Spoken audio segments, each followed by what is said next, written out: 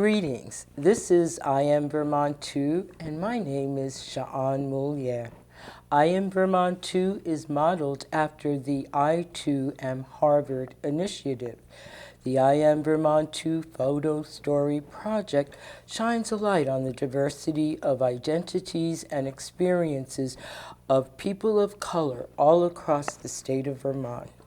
The I Am Vermont 2 project is a medium for people of color to tell our stories and convey how racism has a significant impact in our lives. This is the first known statewide multi-generation project done only by people of color living, working, and going to school in the state. It is also a vehicle to outreach for the People of Color Caucus.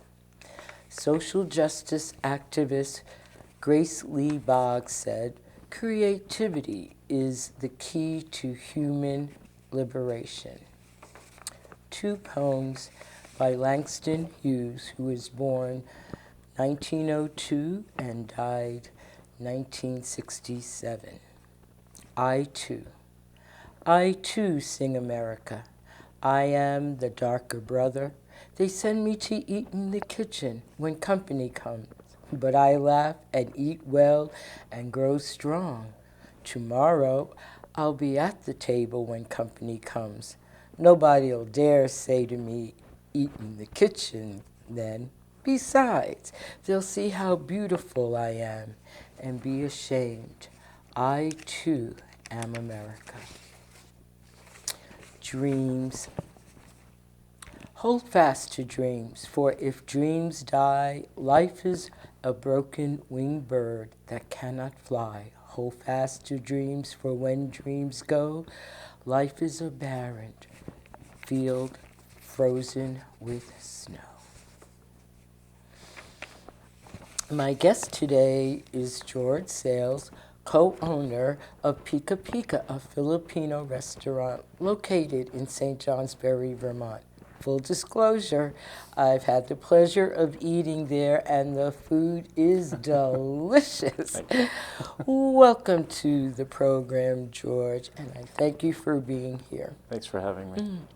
Before you tell our viewers about yourself, can you share what it was like to be asked to be a guest on today's program? Yeah, thanks for having me today. I was quite surprised. I feel very flattered and very humbled that you asked. When we had our initial conversation, it was really enjoyable. I felt at ease, and yeah, so I was very happy to do this because I really enjoyed our conversation, and I feel like this would be an extension of our continuing conversations. Thank you. And that's what I enjoyed as well, that we had some similar feelings around community, Yes. And I too enjoyed our conversation. So a little bit about who you are. How do you identify racially, gender, Sure. stuff like that? I moved here with my now husband, Patrick. He's actually a Vermonter. We moved here in 2013. I was born in the Philippines. Of course, makes me Asian American. Moved here when I was 17. Spent most of my growing up years outside of Washington, D.C. So I've been exposed to the very complex dynamics of the interracial relationships that you find in such big cities. So when we moved here, since Patrick's here and his parents were here, we decided, let's leave the chaos of Washington D.C. and move up here, because I find it very, very calming, very refreshing, it's very different, as I'm sure you know how crazy Washington can be. So we moved here in 2013 and haven't really looked back. So fortunately, Pat is able to work remotely, so we still have that connection to the Metro Washington, D.C. area. Whereas for me, since I'm a consultant, a management consultant by trade, it was not really that easy to find a job up here. So that's when I decided to start my own business, which is a restaurant business. So I really did a total 180 from what I used to do before, which was management consulting, advising public and private sector enterprises, to just leaving everything and opening something that's really passionate to my heart, which is feeding the soul and the body. Yes, I think that was one of the delightful things that we talked about. One of the challenges that I've experienced here is that people of color don't stay. And by and many of them are maybe in human services or in education, and some are in the private sector. Having a business here and being able to, and I think especially in St. Johnsbury, that is, having a blossoming time, and you being a part of that, and food, that we come together. It's at our basis, whether we think about survival or whether we think about how do we share things, that food tells an ancient story. And not only, I think from the very beginning, from the seed to the presentation, the pride you must feel in being able to be in that position and offer that to our community. Yeah. Well, I mean, there's a saying that the way through a person's heart, the easiest way is through the stomach, right? So in our world today, it's easy to sort of disregard a particular, let's say, cuisine or a typical type of food because you're not familiar with it. So really, it's the unfamiliarity that sort of breeds fear and mistrust. So by slowly chipping away, that barrier per se, it's a way of really reaching out. But to your point, this community has been, well, at least from when we moved here, it wasn't as diverse culinarily and to your point also as ethnically as well. So it was a challenge, but the community has been very supportive, which is great. And it's also part of the American dream. Yes. So we can go back centuries to where people could make a living, where people could fit in. And, well, you brought your food. I mean, that was something, again, when we talk about those stories, sometimes you didn't have all of the ingredients, and we had to adapt. Exactly. And, as you say, when I first moved to Vermont, and especially here in St. Johnsbury, you had a Chinese restaurant and you had a Thai restaurant. There weren't many ethnic restaurants coming from New York City. We're in a couple of blocks. You had a paradise as far as cuisines. That I think that also when people who have moved and come back, that they are bringing that interest with them as well. So, absolutely. Yeah. Yeah, and like you said, in places such as New York, you can go to a gas station and get sushi to go. You can get pretty much everything. The difference in my pursuing this particular passion of cooking Filipino food is that it comes from the heart, because these are recipes that my family, that I grew up with, that they've probably passed on from generation to generation. So nothing against the other businesses, the Thais or the Chinese restaurants, but I want to stay as true to the values and the culture and to the smell, to the taste, to the colors of how the cuisine should be. So you won't find any pizza or French fries in my restaurant.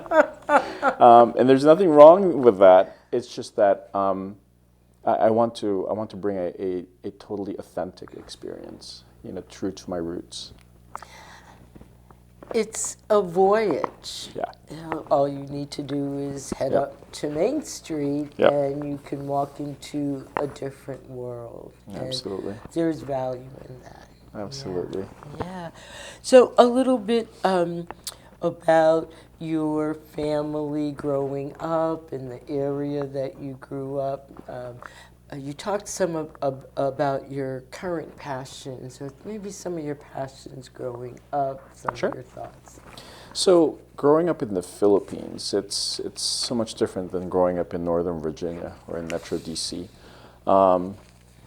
Even though coming from a culture that has that has different stratas of society, it's not as racially pronounced as it is in the U.S. So having moved here, you are automatically classified and categorized and put in a box. So there are certain stereotypes, for lack of a better term, of what a Korean American would be, or an African American would be, or this or that. It's channeling through these stereotypes that you have to learn quickly. Luckily, fortunately, there's always family that helped you navigate through these, and of course there are friends and people that help you along. And moving up here in Vermont, it's like I mentioned earlier, it's such a stark difference from growing up in DC. So having lived most of my life in an environment where you're constantly conditioned, you're always what's the word? I wouldn't say overly sensitive, but you're sensitized. Your senses are always, at peak capacity. Moving here, you're like, okay, well, it's a different environment, and I may not have the same experiences as other people of color up here, but at least that's how I felt. On a very obvious level for me. Yeah. So when I lived in New York City, and I've said this before, it took 7 keys to get from the outside to the inside Wow. of my dwelling. And you were socialized Yeah. that way. You were socialized around safety. Yep. And especially in the 80s where there were some changes.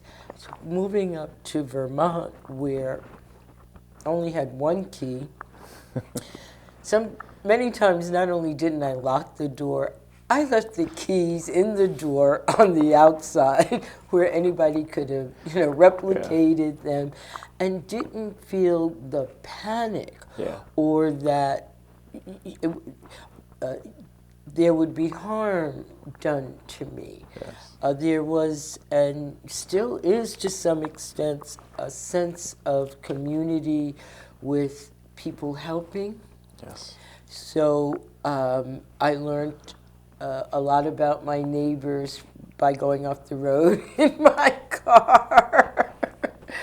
And people being very informative and helpful when we first moved. I mean, my husband and I grew up in apartments in New York City, and here we are living in the Northeast Kingdom.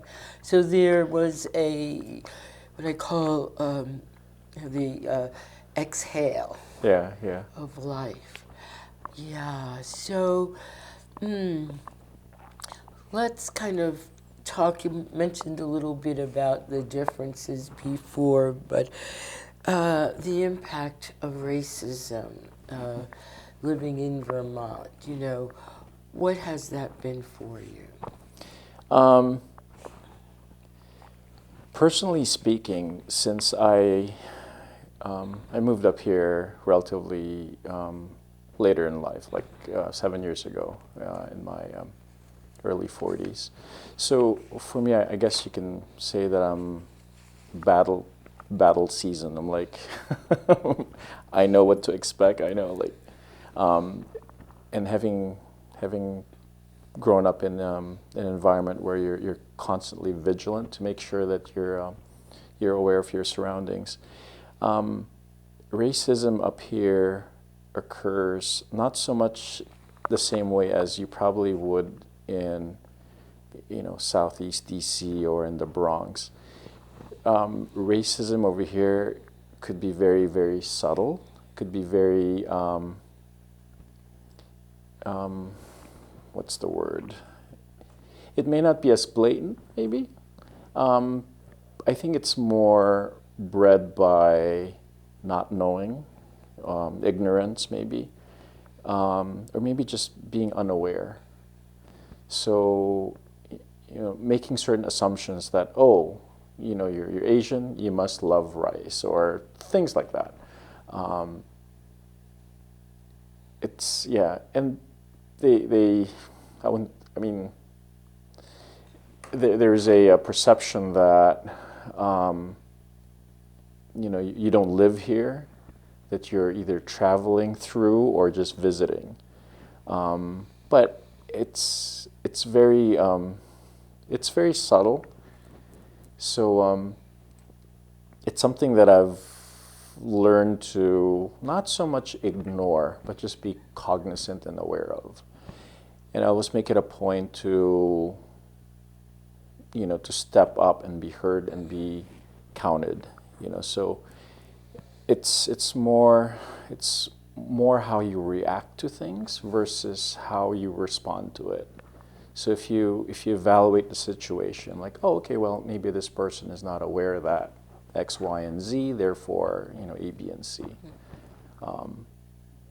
But it's not as, I guess I've been fortunate. It's not as blatant as others would have experienced. So perhaps you can share with our viewers so they can have a concrete example of a time when you did experience a microaggression. If you could Sure. describe it and tell us how it made you feel at the time.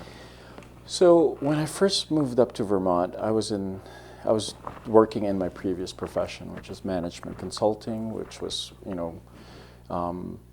working in the state. The Agency for Community and Commerce Development was actually the first job that I had up here. So the assumption was that, I guess, to capture the microaggression, you have to sort of picture yourself in a room full of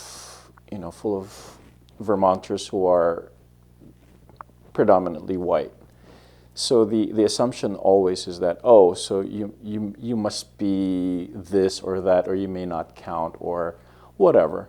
But I'm aware of that, but I try not to respond too defensively. Because it doesn't only happen here, but it also happens in many environments. The difference is that I think over here it's more of the lack of awareness, the ignorance maybe a little bit. So which is fine, because then it tells me that I have my work cut out, and it's a matter of educating, informing, because really there's really nothing to fear but fear itself. So people are just afraid of the unfamiliar. So so incidents like that, very, very subtle, but then once I start engaging them, talking to them, explaining to them, then they realize, oh, okay, so you're actually this and not that. So it's really dispelling any doubts or myths or stereotypes that they have. So thank you, and so I'm kind of hearing that you, one of your feelings is that this is a moment for education. Yeah. There might be some empathy in there because you're understanding the situation and where they're coming from that. Um, and I'm thinking also, I don't want to put words in your mouth, uh, but at least a recognition on your side that, oh, not everybody here is like me. And maybe that sense of a difference Yeah. in that. I would often tease some of my friends, like, oh yeah, every time I walk into the room, we've met the minority quota. There's one minority in the room. That's me. So exactly. So that moves on to the second question around what you might need in Yeah. that moment. And so, in those kind of situations, what is it that you might need? Well, every time let's say that example of walking into a room where you're the only person of color, what I need really is that for people to recognize me for not what they see, but what I can bring to the table. And like I said earlier, once I start engaging and letting them know what I can bring to the table, they realize, oh, okay, so you're more than just a token, whatever.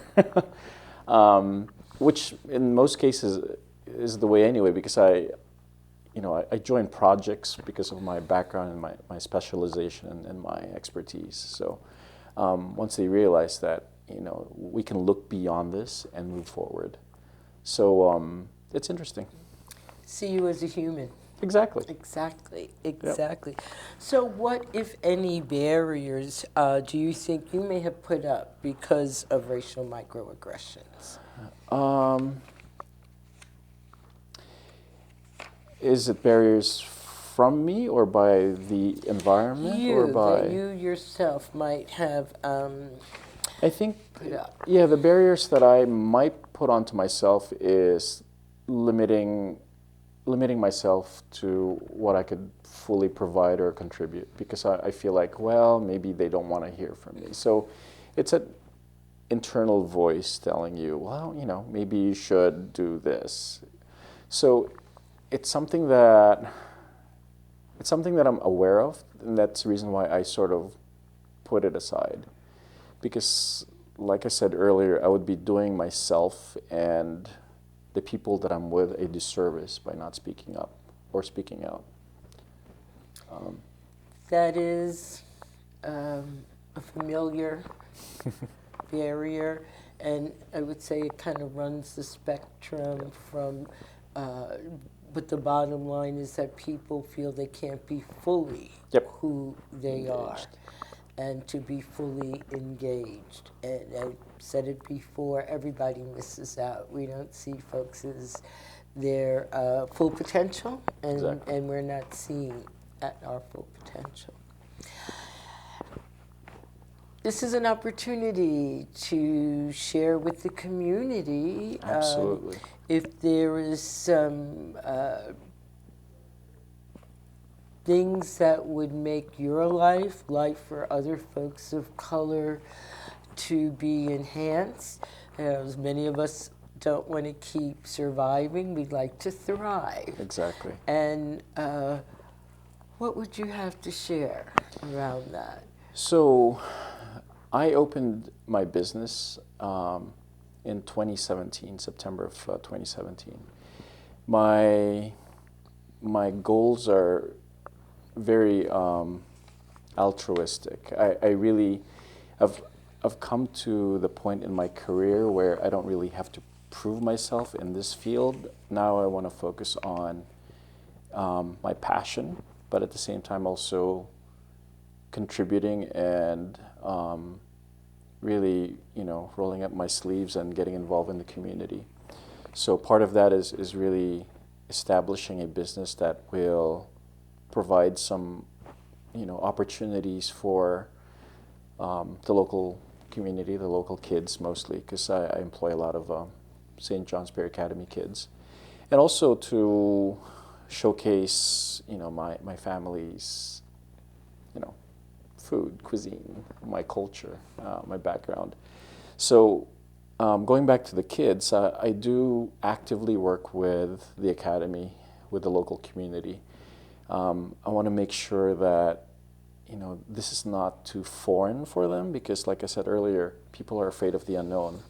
So I do hire a lot of kids. Some of them are even from the special education program. I want to get them involved.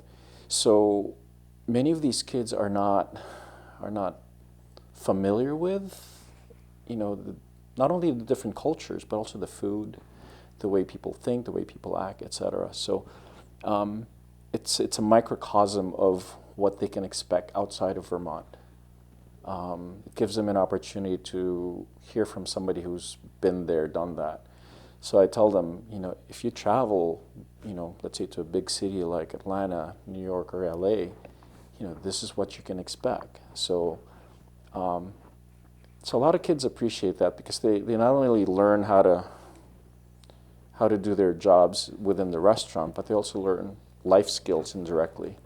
Because I used to be, well, I still dabble in it, but I used to be an educator, so I do teach college courses every once in a while.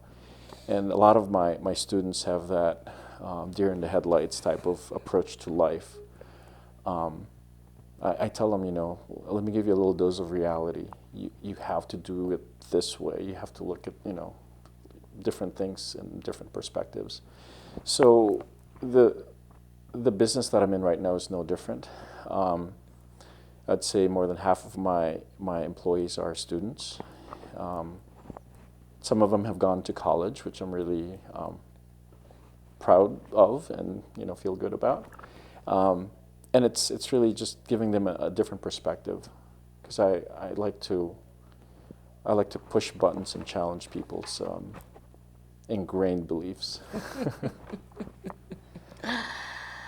I had a kid who actually never had rice before. So I'm not going to mention any names because I'm going to get in trouble. But plain white rice, he's never had it before. But, after working with me for several months now, he's dabbled into different parts of our menu, which is great. I mean, baby steps. But now the first thing he does when he comes from school is ask for a bowl of rice, because some of the kids come to me hungry. Yeah, sure. And then, he starts adding soy sauce and everything, which he's never had before. But now he's slowly. So, little changes like that helps kids sort of, crack open the door of wisdom and knowledge of the world. It does, and again, as I said, it's a trip into another world, Yep. other ways of eating, of learning, Sure. of cooking. Yeah. One might think rice is a pretty basic food, and I think it actually opens up for conversations. Yep. In that sense. Any last words you'd like to share, say? Well, I first of all, thank you for inviting me. This has been a wonderful opportunity. I look forward to investing more time, blood, sweat, whatever you call it, in this community. And I think that, being a Vermonter doesn't necessarily mean you're put in a category or a box or a check mark. Being a Vermonter is really, it's in the heart. So we're all Vermonters. George, I'd like to thank you again. Thank you. For being a guest and for sharing your experience. Thank you. And thank you, viewers, for watching I Am Vermont 2. Like us on Facebook. Thank you.